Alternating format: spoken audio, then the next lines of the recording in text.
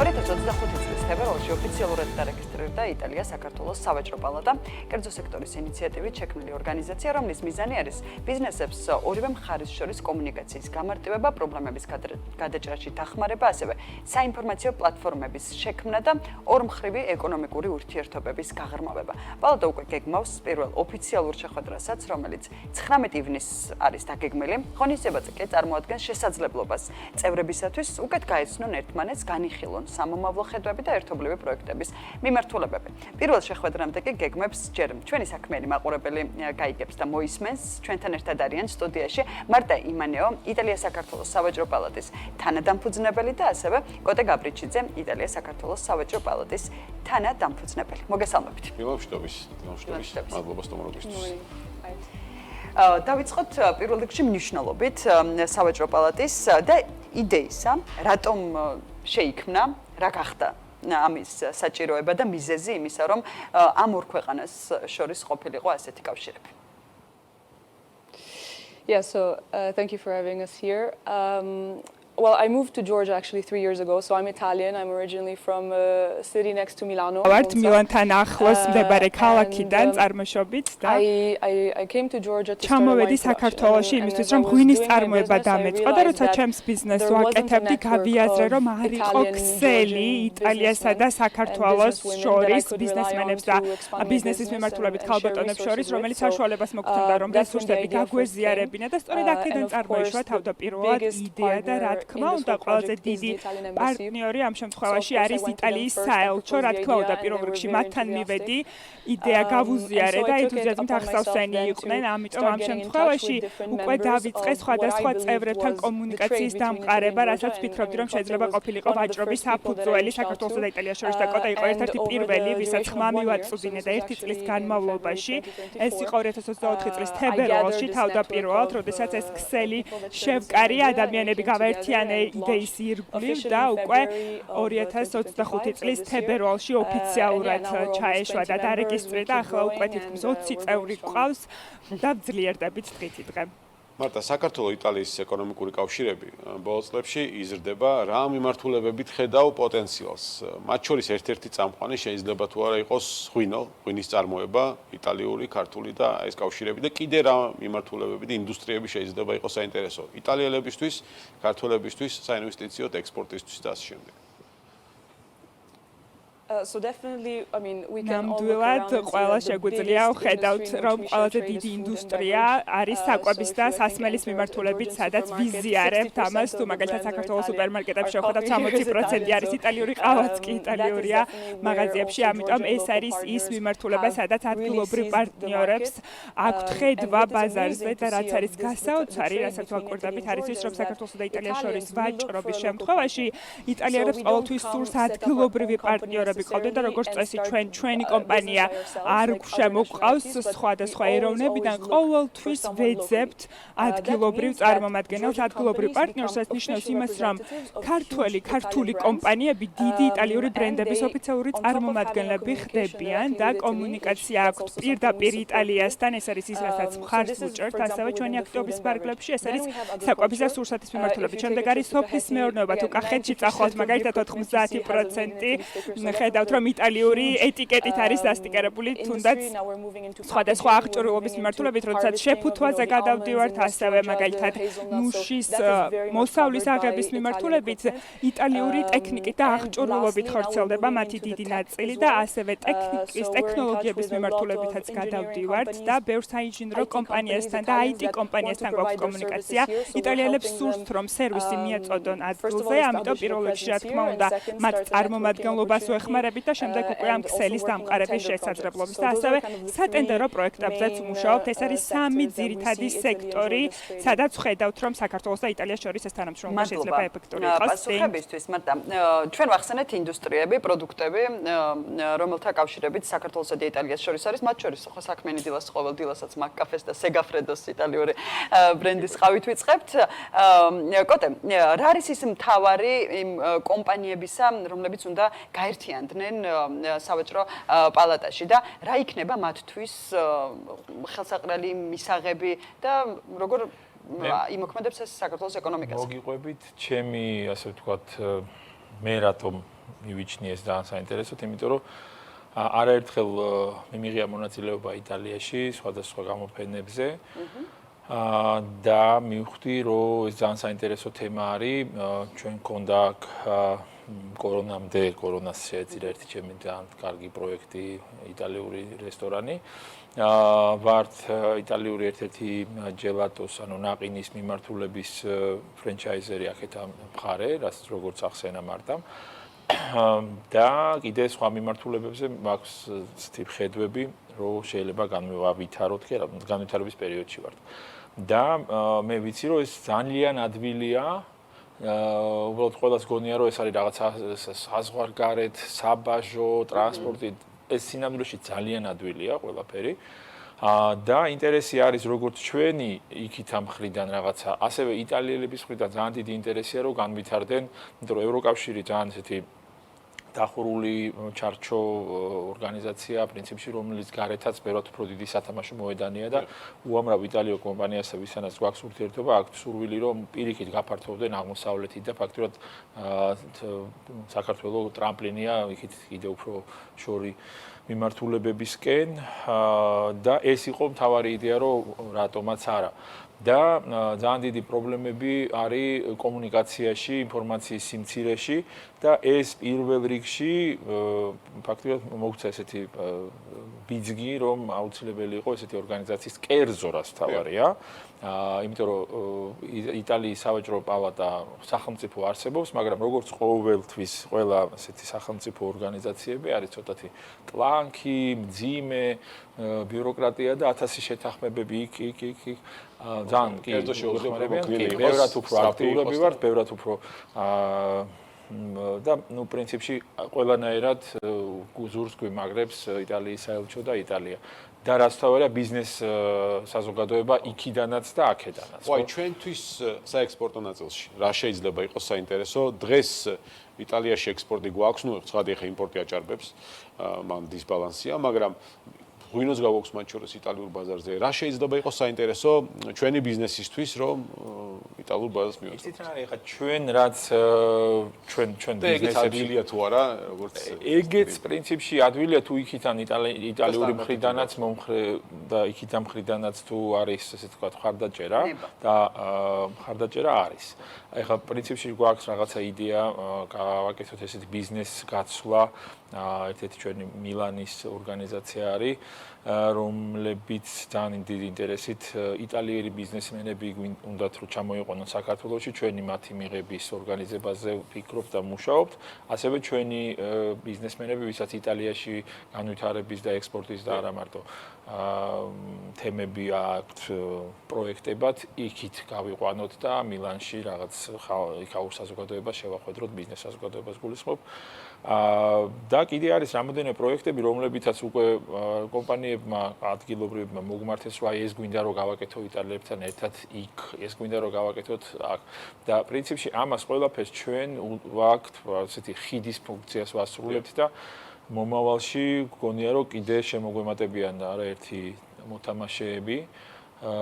უბრალოდ სურვილებითაც და თავისი ფაქტობრივად ეს კი ბატონო, ეს არის მთავარი ჩვენ ამ შემთხვევაში ვართ ესეთი გამტარი და ხელშემწყობი ამ ესეთი სახის პროექტებისთვის. გამოფენები, ის თემები, რომლებიც ჩვენ გვაქვს ახლა ჩაფიქრებული, ეხება როგორც საგამოფენო ურთიერთგაცვლას, საგანმანათლებლო, რაც საქართველოს ძალიან ჭირდება და გვაქვს დიდი, ესე ვთქვათ, საჭიროება ამისი, კულტურული, ესეც ძალიან რამოდენიმე იდეა არის და გვინდა რომ ესეც ჩაეშვას. რა ვიცი, ძალიან დიდი იდეები გვაქვს. როგორ შეხვდა სავაჭრო პალატის დაფუძნებას საქართველოს ბიზნეს გარემო? როგორი იყო მათი მხრიდან თქვენთან კომუნიკაცია და ის გამოფენები, რაც მათ შორის კოტე მახსენა, ძირითადად აი იდეის დონეზე რა პროექტებს მოიცავს და რა მიმართულებით იქნება უფრო მეტი აქცენტი გაკეთებული? ამაზე შემიძლია მე გითხრათ თუ მარტო თქვენი თვით. შეგიძლიათ დაიწყო და მე მარტამ გაგზავნოს ამ მარტამ დაიწყო. კი ბატონო, გამოფენებს რაც შეეხება, გვაქვს იდეა, ძალიან დიდი ისეთი საგამოფენო ისეთი მონსტრია, რომელიც გამოფენებს სხვადასხვა სფეროში ატარებს და ჩვენ გქონდა მიმოცვლა ინფორმაციის და მე მაგალითად როგორც food and beverages მიმართულების ბიზნესიდან გამომდინარე ძალიან დიდი ინტერესი აქვს თუ ისეთ ამ თემაზე გაკეთდეს კვება და სასმელები თბილისში. ნახოთ ეს როგორ დასრულდება, ჯერ ესეთი მოლაპარაკების თემებზე ვართ, გააგრძელეთ კალბატონო მართა. Yes, you're absolutely right, Kote. I mean, გეთანხმებით კოტა ერთ-ერთი დიდი გამოწვევა სავაჭრო პალატის არის ის, რომ არიან კომპანიები სხვადასხვა ინდუსტრიიდან, შესაბამისად მნიშვნელოვანია, რომ ღირებულება და სერვისი თითოეულ მათგანს მივაწოდოთ, ამიტომ როდესაც ისინი არიან წამყვანი ინდუსტრიები ვაჭრობის მიმართულებით, არ უნდა დავიკარგოთ ამ მრავალფეროვნებაში და ერთ-ერთი ყველაზე მნიშვნელოვანი ასპექტი ზოგადად არის ის, რომ ერთი ნაბიჯი უკან გადავდგათ და ღირებულება შევთავაზოთ ამ გამოფენების ფორუმი შეგვიძლია ვუწოდოთ, ფორუმი არის სიტყვა, რასაც ვიყენებთ, ნახევარი ნაწილი შეიძლება მილანში ხდებოდეს, მეორე ნაწილი საქართველოში ამ ფორუმებისა, სადაც ქართულ ანტრეპრენერებს წავიყვანთ იტალიაში, არა იმაზე, რომ უბრალოდ კონკრეტულ ინდუსტრიაზე ისაუბრონ, არამედ საქართველოში ბიზნესის კეთებაზე შეუძლიათ ისაუბრონ იურიდიული მიმართულებით, საგადასახადო მიმართულებით, საბანკო მიმართულებით და პირიქით, ხომ, როგორც თქვენ კითხვა დასვით, როგორ რამდენად მარტივია რეალურად იტალიაში წასვლა, თუ ეს არის გამოწვევა, მაშინ უნდა ვიფიქროთ, როგორ გადავჭრათ ეს გამოწვევა. ამჟამად ჩვენ ფოკუსირება გვაქვს ამ ეგრეთ წოდებული ნეტვორკინგის კავშირების დამყარების შესაძლებლობას და შემდეგი ფაზა სავაჭრო პალატის ექნება საინფორმაციო ღირებულების შეთავაზება. ახლა ჩვენ დავიქირავეთ კვლევის ანალიტიკოსი, რომელიც გაანალიზებს ძალიან დიდი რაოდენობით მონაცემს და დოკუმენტს და გაანალიზებს ჩვენი წევრებისთვის, რომ ნახონ რა ხდება ორ ქვეყანას შორის ვაჭრობა როგორ გამოიყურება, განსაკუთრებით არსებული სიტუაციის გათვალისწინებით, როგორ მოხდეს ეს გავლენა ამ ორ ქვეყანაზე, როცა ბილატერალური თანამშრომლობის შეთანხმება აქვს. ამიტომ ჩვენ ამ ნაბიჯებს უკვე ვდგამთ იმისთვის, რომ ინფორმაცია მივაწოდოთ ადამიანებს, ვისაც და რა ინფორმაციაც სჭირდებათ ამ სექტორში ჩართულ ადამიანებს. ჩვენ შესავალში ვახსენეთ 19 ივნისიც, ხო, როდესაც ეს პირველი რაღაცა გახსნის ღონისძიება შეიძლება ითქვას ოფიციალურად. მოთელვითი მანამდეც იყო, მაგრამ ნუ ესეთი შედარებით არის ფორტალ. უფრო მეტად ხო, ოფიციალური. რას გეკმავთ 19-ში? 19-ში გვექნება უბრალოდ ესეთი გაცნობითი ხასიათის უფრო მეტად. გუნდის შეკრება, ვინც უკვე ასე ვთქვათ ჩამოყალიბებულად ჩვენიანები არიან და კიდე რამოდენიმე კომპანია გვინდა რომ დავპატიჟოთ, რომლებიც ასე ვთქვათ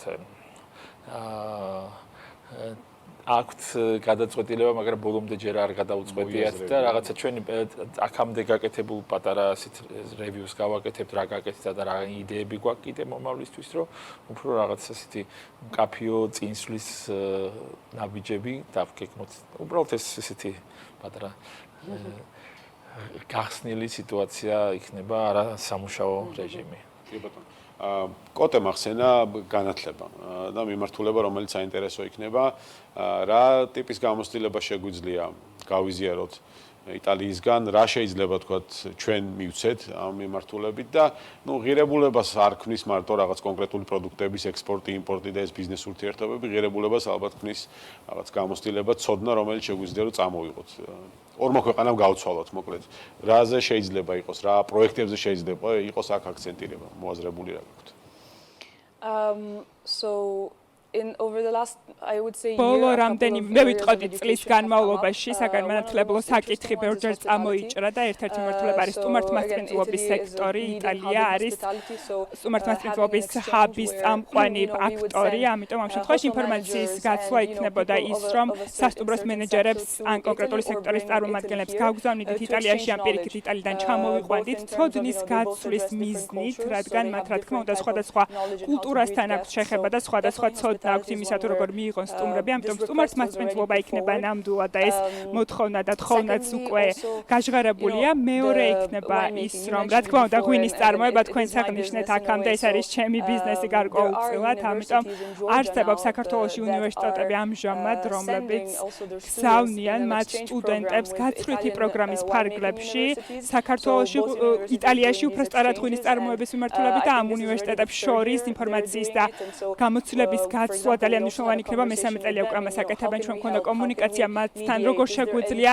მედიაციის პროცესში ჩავერთოთ როგორ შეგვიძლია დაგეხმაროთ თუნდაც ისეთი პატარა პრობლემა როგორც შეიძლება იყოს დაბინავება მასპინძლობა გზავრობა და ასე შემდეგ ამიტომ ყოველთვის ვცდილობთ ამ პროცესში მაქსიმალურად დავეხმაროთ საქართველოს ბევრი შეუძლია ასწავლონ ღვინის შესახებ და ასევე შეუძლიათ იტალიელებს ამიტომ ძალიან დიდი პოტენციალი არის ორივე მხრიდან ახლა რა თქმა უნდა მეტი იმპორტი არის რესურსების ექსპორტთან შედარებით თუმცა იტალიელებმა იციან საქართველოს შესახებ და უფრო მეტს იგებენ ჩემი ბოლო ვიზიტი როდესაც იყო შემთხვევით შევხვდი ორ სომელიეს იტალიიდან იტალიის ასოციაციიდან და როდესაც აღვნიშნე რომ საქართველოში მქონდა ქართული ღვინის წარმოება გაგიჟდნენ ამ იდეის შესახებ იცოდნენ ამის შესახებ გასინჯული ქონდათ ღვინო და ელოდებიან როდის გავგზავნი ჩემი ღვინის ბოთლებს იტალიაში ამიტომ ფიქრობ ისინიც იქნებიან ლიდერები როდესაც საქართველოში ქართული ღვინის ზრდაზე ვსაუბრობთ იტალიაში ძალიან ბევრი ღვინო გამოუცდიათ სოფლის მასშტაბით და იციან რომ ქართული ღვინო განსაკუთრებულია და ვფიქრობ რომ